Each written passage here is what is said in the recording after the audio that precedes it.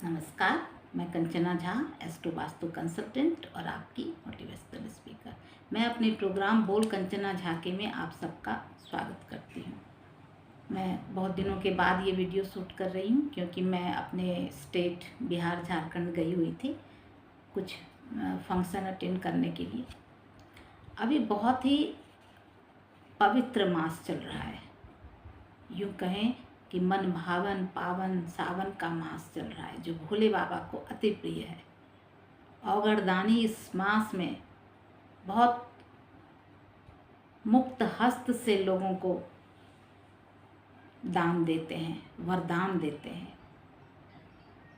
तो समय है, अवसर है हम सब के लिए कि हम उनकी खूब भक्ति करें, रुद्राभिषेक करें, दुग्धाभिषेक करें, दही से अभिषेक करें, गन्ने के रस से करें, तेल से करें, घी से करें, जौ तिल अक्षत है ना, ये सब चढ़ाएं। उनके प्रिय पत्र जो है पत्ते, बेलपत्र, श्वेतार्क के फूल, धतूरे के फूल, भांग, भस्म, ये सब चीज़ें चढ़ाइए। यज्ञोपवीत, श्वेत वस्त्र, ये सब उनको चढ़ाइए जितनी आप कर सकते हैं। कोई बंधन नहीं है, वो तो सिर्फ एक लोटा जल से ही प्रसन्न हो जाते हैं। हमारे यहाँ पूजा की प्रक्रिया बहुत सहज और सरल है। आप सूर्य देव को एक लोटा जल चढ़ाइए, सूर्य देव प्रसन्न। भोले बाबा को एक लोटा जल चढ़ाइए, भोले बाबा आपको आपकी मनोकामना पूरी करेंगे। आप चांदी के लोटे में दुग्ध मिश्रित जल, मिश्री और अक्षत, श्वेत फूल, ये मिलाकर चंद्र को अर्पण कीजिए। पूर्णिमा की रात्रि में आपका चंद्र भी बहुत मजबूत होगा। तो अभी कहा जाता है हमारे यहाँ कि कंकड़ कंकड़ में शंकर हैं और हर मूरत में, हर पत्थर में मूरत है। क्यों कहा जाता है? आपने देखा होगा ना, मंदिरों में श्वेत संगमरमर के पत्थरों से मूर्तियां बनाई जाती हैं और फिर उनकी प्राण प्रतिष्ठा कर मंदिरों में स्थापना की जाती है। तो बहुत सारे पत्थरों के ढेर से ही एक पत्थर निकाल कर उससे मूर्ति बनाई जाती है ना, और हर पत्थर में मूरत है। इसलिए कहते हैं क्योंकि देखो, एक मूर्तिकार था, वो छेनी हथौड़े से शिल्पकारी कर रहा था, मूर्ति बना रहा था। तो किसी ने उनसे कहा कि आप बहुत अच्छी मूर्तियां बनाते हो। तो शिल्पकार का जवाब था कि मैं मूर्तियां कहाँ से बनाऊंगा, मेरी क्या औकात कि मैं भगवान की मूर्ति बनाऊं। ईश्वर की ने तो पूरी सृष्टि की रचना की है, मैं कहाँ से कर सकता हूँ उनकी रचना। मैं तो बस इस स्टोन के अंदर जो एक्स्ट्रा स्टोन्स हैं बस उसी को रिमूव कर रहा हूँ। जो जितना महान होता है ना, वो उतना शालीन होता है। जिसमें जितने गुण होते हैं, जितनी उसकी उसमें विद्वता रहती है, वो उतना ही झुका हुआ होता है। इसीलिए कहा जाता है कि हर मूरत में पत्थर है, ठीक है ना। तो आप अभी सावन के मास में पंचाक्षर, शिव पंचाक्षरी मंत्र, महामृत्युंजय मंत्र, ओम नमः शिवाय, रुद्राष्टक, शिव तांडव, सबसे अधिक तो शिव तांडव का महत्व है। शिव तांडव पढ़िए। जटाटवी गलज जल प्रवाह पावित स्थले, गले अवलंबि लंबितां भुजंग तुंग मालिका, डमट डमट डमट मन्निदांडवड मरवयम, चकार चंड तांडव तनोतु न शिव शिवम। बहुत ही अच्छा लगेगा, बहुत अच्छा लगता है इसको पढ़ने में। इसका पाठ कीजिए। रोज नहीं कर सकते तो सोमवार के दिन अवश्य कीजिए, प्रतिदिन नहीं कर सकते तो। और एक बार श्रावण के मास में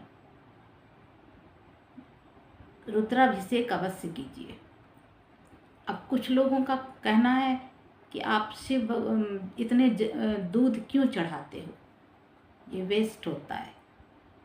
उनको उनसे पूछिए जरा कि आप कितने साल के हो गए। अगर वो कहें 50 साल, तो आप उनसे पूछिए उनको बताइए कि आपने जितना खाया ना उसका आधा भी खाते तो भी आप 50 साल के ही रहते।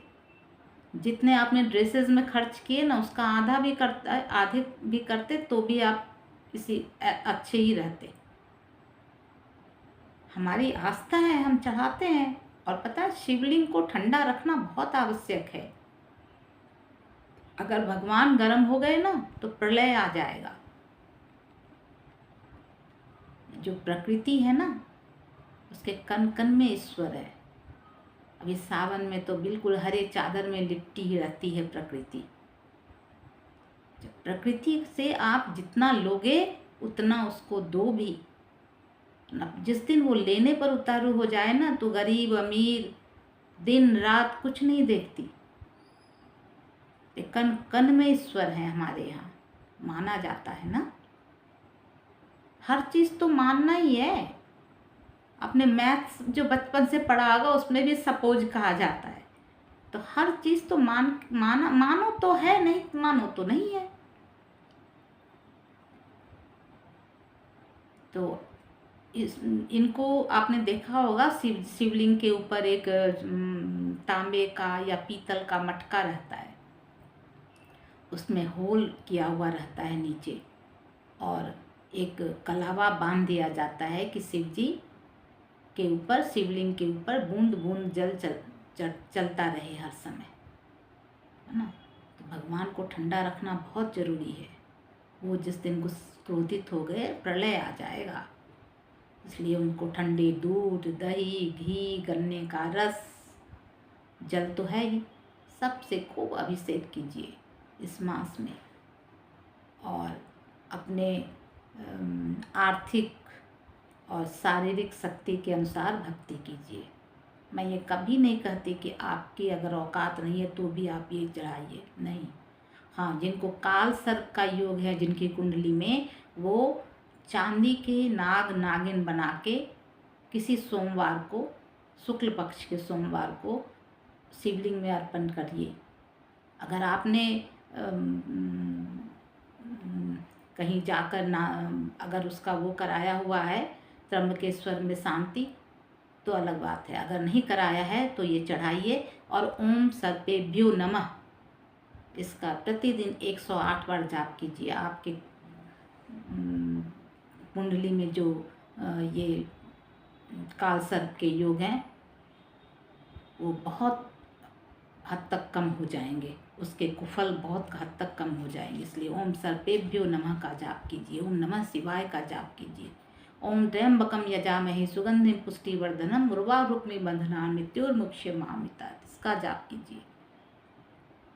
अगर आप बहुत ज़्यादा दुखी हैं, दीनहीन अवस्था में हैं, तो दारिद्र्य दुख भय हारणम स्रोत का जाप कीजिए। चतुर्दशी तिथि का व्रत कीजिए।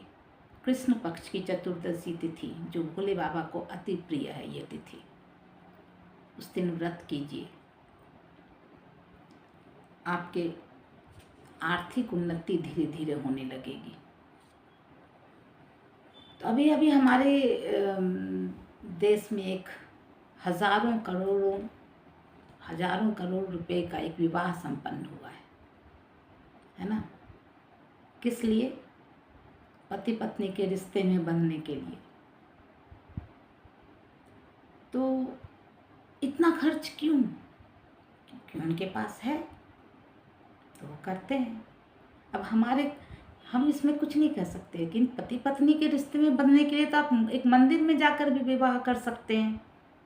इतने प्रदर्शन की क्या आवश्यकता है? पर धन उनका है, इच्छा उनकी है। जिसकी जितनी औकात रहती है वो उतना खर्च करता है। उनकी उतनी औकात है इसलिए उन्होंने उतना खर्च किया। और ये खर्च नहीं करते, ये इन्वेस्ट करते हैं। जितना इन्वेस्ट करेंगे ना उतना ही उनको रिटर्न आएगा, ये जान लीजिए आप। क्योंकि सिर्फ देसी नहीं, विदेशी मेहमान भी आते हैं इसमें, है ना। और आप ये देखिए हमारे देश का पॉपुलेशन कितना है, 125 करोड़। अगर 2-2 करोड़ भी सबको मिल जाए तो ये रातों रात जिंदगी बदल जाएगी सबकी। और 250 करोड़ ही खर्च होंगे।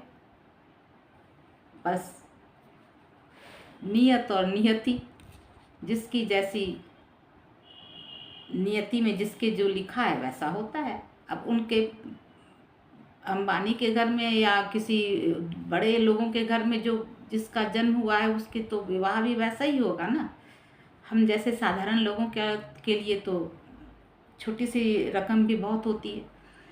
चलिए ये छोड़िए, एक बार शंकर पार्वती की बात करते हैं। एक बार शंकर पार्वती भ्रमण करते हुए पृथ्वी लोक पर पहुंच गए। तो वहाँ भ्रमण करते करते उन्हें एक घर से उन्हें आवाज़ सुनाई दी, एक कुटिया से। तो उन्होंने सुना, एक ब्राह्मणी कह रही थी अपने ब्राह्मण से कि आज तुम या तो कुछ कमा कर लाओगे, नहीं तो तुम घर वापस नहीं आना। बहुत ब्राह्मणी ने कहा कि आज कुछ भी नहीं है खाने को, मैं चूल्हे जलाकर बैठी हूँ, मगर पकाने को कुछ भी नहीं है। मैं बच्चों को क्या खिलाऊं, बिल्कुल अन्न नहीं है हमारे घर में। उसने एक छोटी सी पोटली ब्राह्मण को दी और कहा, जाओ आज अगर कुछ कमा कर ला सकते हो तो वापस आना, नहीं तो मत आना। ब्राह्मण ने भी कहा, हाँ बिल्कुल। उसने भी मन में ठान लिया कि आज अगर मैं कुछ नहीं ला सका तो मैं घर नहीं आऊँगा, और इसलिए उसने जंगल का मार्ग चुना। चलते चलते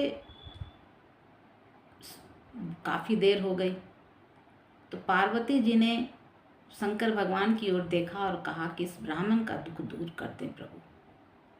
तो शंकर भगवान ने कहा कि मैं कुछ नहीं कर सकता इसके लिए, इसके भाग्य में ही नहीं है। मैं इसे देता हूँ पर ये लेता नहीं है। पर पार्वती जी ने माना नहीं, उनको तो किसी का दुख देखा नहीं जाता था। तो उन्होंने कहा कि नहीं भगवान, आपको करना पड़ेगा।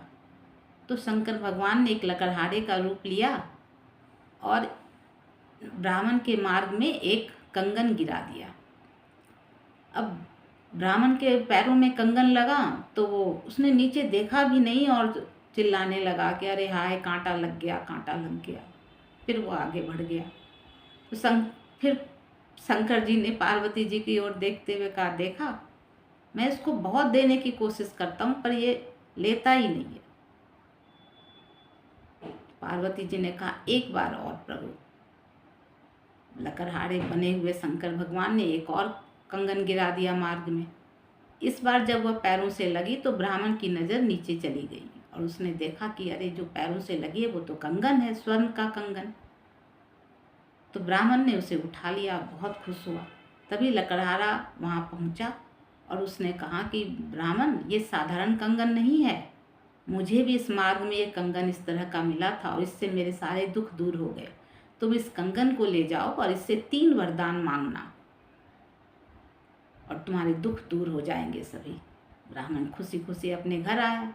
जैसे ही ब्राह्मणी के हाथ में उसने कंगन दिया, ब्राह्मणी गुस्से से आग बबूला हो गई कि मैंने अन्न लाने को कहा था, ये कंगन क्यों ले आई। उसने बोला, अरे ब्राह्मणी, ये साधारण नहीं है, इससे 3 वरदान मांगो, हमारी गरीबी सब दिन के लिए दूर हो जाएगी। लेकिन ब्राह्मणी तो बहुत गुस्से में थी। उसने कहा कि अगर ये कंगन अगर तू सत्य का है तो मेरे ब्राह्मण का सिर धड़ से अलग कर दे। और सही में वही हो गया, सिर धड़ से अलग। अब ब्राह्मणी को विश्वास हो गया, तो भी उसने फिर गुस्से में कहा कि हे भगवान, इसके 10-10 सिर दे दो। ब्राह्मण के 10-10 सिर हो गए। अब क्या करे। अब तो ब्राह्मणी सच में बहुत डर गई। तो ब्राह्मण ने कहा अपनी स्त्री से कि ये मेरा वास्तविक सिर वापस मंगा ले 3रे वरदान में, नहीं तो मैं भी गया और कंगन भी गया।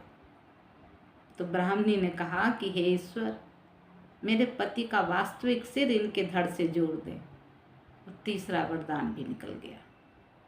तो भगवान अवसर तो हमें बहुत देते हैं, हम उसको भुना नहीं पाते, उसका हम अच्छी तरह से प्रयोग नहीं कर पाते और समय को और अपने भाग्य को कोसते रहते हैं, है ना। कहावत है कि पूत कपूत तो क्या धन होए, पूत सपूत तो क्या धन होए। अगर आप अपने पुत्र के लिए धन इकट्ठा कर रहे हैं, तो आप ये सोच लीजिए, अगर आपने पुत्र को बना दिया इस लायक कि वो खुद धन इकट्ठा करे, तो वो धन है, वही असली धन है, वो खुद ही इकट्ठा कर लेगा। और अगर कुपात्र हुआ तो अपने पूर्वजों, पिता के, दादा के अर्जे हुए जगह, जमीन, जायदाद, धन संपत्ति सबको बेच खाएगा। और जो परिश्रमी हैं, जिनको अपने बाहु पर भरोसा है, वो हमेशा ही कार्य में प्रयत्नशील रहते हैं, कर्मशील रहते हैं, परिश्रम करते रहते हैं, और उनको परिश्रम का फल भोले बाबा अवश्य देते हैं। जो ये सोचते हैं ना कि कहाँ से लूँ, किसका खाऊं, किसके किसके हक का लेते हैं, वो उन्हें पता नहीं है कि उन्हीं के वंश में, उन्हीं के संतान उनके किए हुए अच्छे कार्यों को का भी फल भोगेगी, और उनके किए हुए बुरे कार्यों का भी। इतने नादान है ना हम इंसान, हम सोचते हैं कि हमारे अच्छे कार्य का फल तो हमारे बच्चों को मिलेगा, हमारे बुरे हुए, अरे नहीं, आपके बुरे कर्मों का भी फल आप ही के बच्चे भोगेंगे। और आप जब अगले जन्म में आएंगे तो आप भी भोगेंगे। अगले जन्म पर फिर कभी बात करेंगे, मैं बताऊंगी आपको कि अगला जन्म, पिछला जन्म होता है या नहीं होता है, पुनर्जन्म होता है या नहीं, ये मैं आपको अवश्य बताऊंगी। तो बस अपने हक का ले, उसे नहीं छोड़े, कभी भी नहीं, वरना आप कायर कहलाएंगे। प्रयत्न कीजिए, भोले बाबा बिल्कुल आपके मन को पूरा करेंगे। लेकिन किसी अपने भाई, भतीजे, अपने परिवार वालों का हक मत खाइए। वो जो उसके आंसू गिरते हैं ना, वो खून के आंसू होते हैं। अगर किसी के हिस्से का आप खा रहे हैं तो वो खून के आंसू रो रहा है, वो किससे पड़ेगा? बिल्कुल पड़ता है। इसलिए ऐसा कर्म ना करें कि आपकी पीढ़ी 7 जन्मों तक वो भोगे। ऐसे कर्म करें कि आपकी पीढ़ी उसके सुफल 7 पीढ़ियों तक भोगे। ठीक है ना? ओम नमः शिवाय। अगर आपको मेरा ये वीडियो पसंद आया हो तो आप प्लीज़ वीडियो को सब्सक्राइब करें, लाइक करें, शेयर करें, बेल आइकन को प्रेस करें। Thank you.